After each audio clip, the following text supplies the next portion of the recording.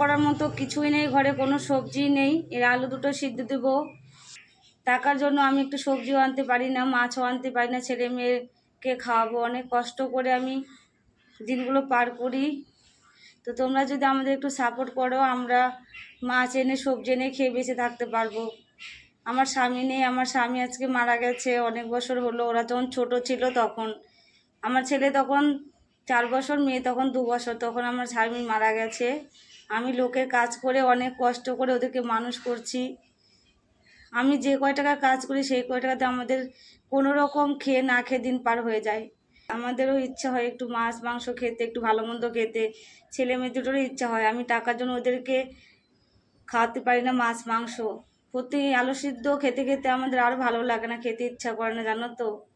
দুটো টাকার জন্য আমরা একটু যে সবজি মাছ মাংস এনে খাবো সেই টাকাটা আমাদের জোটে না।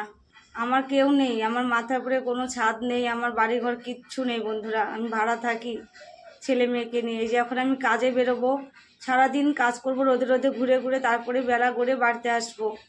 অনেক কষ্ট করে আমি ছেলে মেয়েদেরকে মানুষ করছি। প্লিজ আমাদের ফেরাইও না তোমরা। তোমরাই পারো একমাত্র আমাদের এখান থেকে বাঁচাতে।